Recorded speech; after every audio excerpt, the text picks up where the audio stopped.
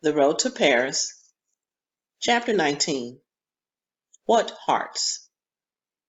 Paris checked off the items on her bedroom desk.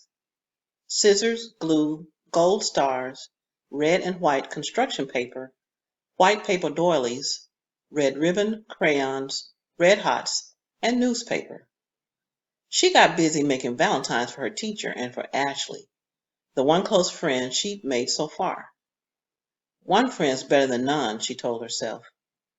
Paris cut a big heart out of newspaper print, then a smaller one of red paper to put on top of it, then a smaller one out of a white doily to put on top of that. Paris fingered the newspaper and smiled, knowing Ashley would laugh when she saw her valentine. Ashley must have told Paris the same joke a million times. What's black and white and red all over? A newspaper, get it? To make the valentine even more special, Paris counted out 7 red hots to glue around the edges. Red hots were Ashley's favorite candy. Paris, called Mrs. Lincoln. Dinner. In a minute, said Paris. But 1 minute quickly became 15 because Paris was already lost in the sticky world of cut paper and Elmer's glue. Good morning, class, said Paris's teacher the next day. Good morning, Miss Broadnax, said the class. Who can tell me what today is? Brian rolled his eyes. He was always rolling his eyes. One day, thought Paris, they're going to roll right out onto the floor. Then I can squish them good. It's Valentine's Day, someone answered. That's right, said Miss Broadnax. Now, I know you all brought valentines for your friends, and you'll have a chance to exchange those later. But today, we're going to work on a special valentine for your mom. Which mom is that, thought Paris. The one in New York City? The one who didn't love Malcolm and me enough to keep us together? The one who liked going out with strangers better than staying at home with her kids? Or the mom who comes to my room every night? Paris sighed. Last Valentine's Day, me and Malcolm made valentines for each other. But this year? Paris hated how easily sad thoughts could sneak up on her. One thing she was absolutely positively not going to do was cry in front of everybody. What is it? Asked Ashley next to her. Nothing, said Paris. Okay, said Mrs. Broadnax. I need a helper to pass out materials. Paris, give me a hand, honey. Paris loved Miss Broadnax. Thank you, thank you, thank you, thought Paris. She was happy to be busy so she wouldn't have to think so much, so she wouldn't have to remember. When the cards were finished, Miss Broadnax collected them all, including the cards student had brought from home. Using one manila envelope per student, she placed every valentine with his or her name on it inside. Later that morning, she called the students up one by one and handed out the envelopes. That way, no one had to know how many or how few valentines everyone else received. Paris eyed the size of each envelope. Most were a little pudgy, some were stuffed, and a few were fairly flat. One was thin as a jelly sandwich. Paris figured that one was hers, and she was right. It doesn't matter, Paris told herself. At recess, David found her under a stairwell, clutching her manila envelope, her face dirty with tears. She wouldn't tell him what the tears were for. She hardly knew herself.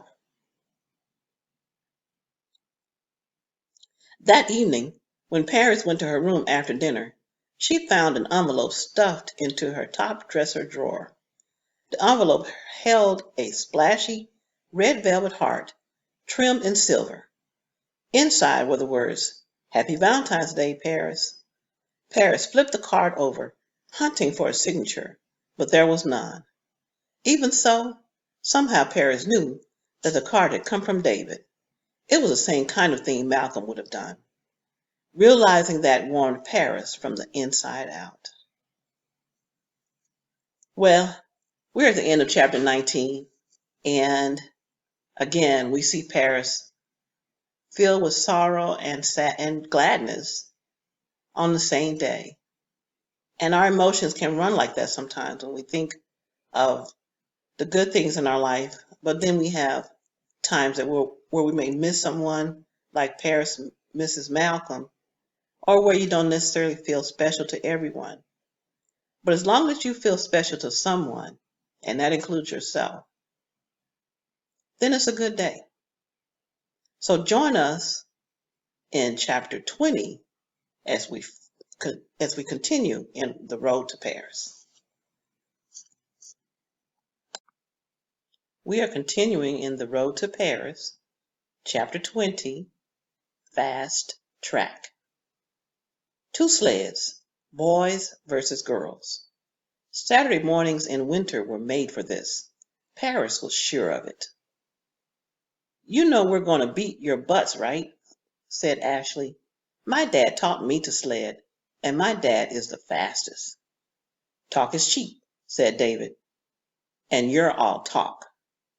"Let's just go," said Paris, anxious to get started. Jordan clutched David's waist, steadying himself for the ride. David gave the word. "Ready, set, go!" With Ashley steering, she and Paris took off first, getting a good 3-foot jump on the boys. Paris felt her heart leap inside her as their sled picked up speed, careening down the steep hill. "Hold on!" Ashley yelled into the wind, as if Paris needed a reminder.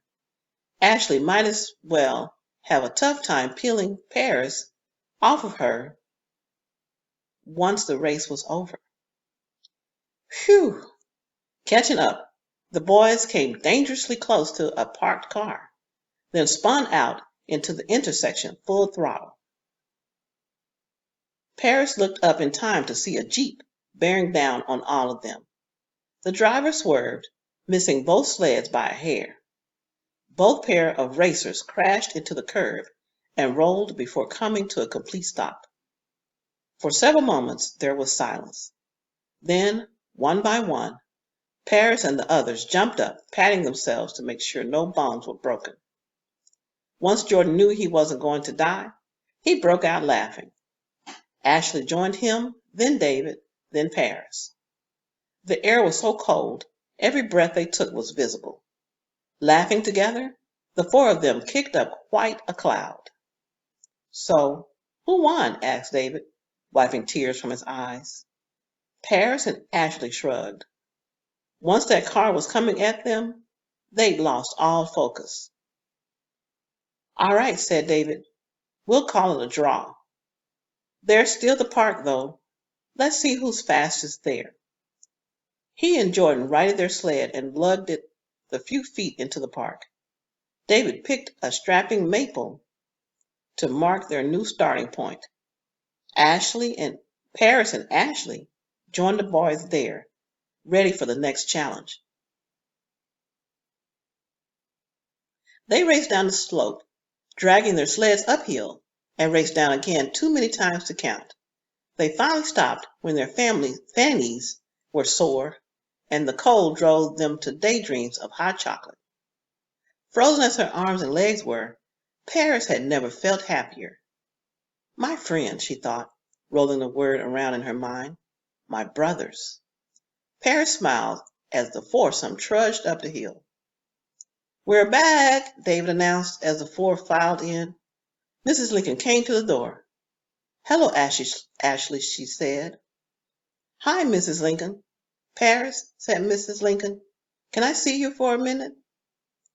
Paris followed her into the dining room. "While you were out, your mother called. She wants you to visit her in New York next weekend.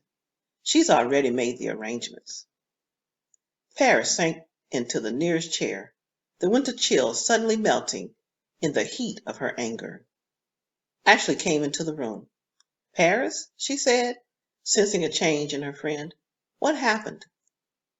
Paris looked up at the girl and shook her head.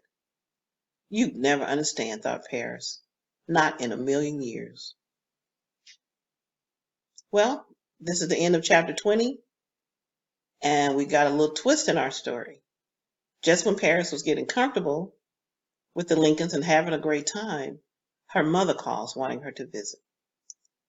So let's see what happens in chapter 21.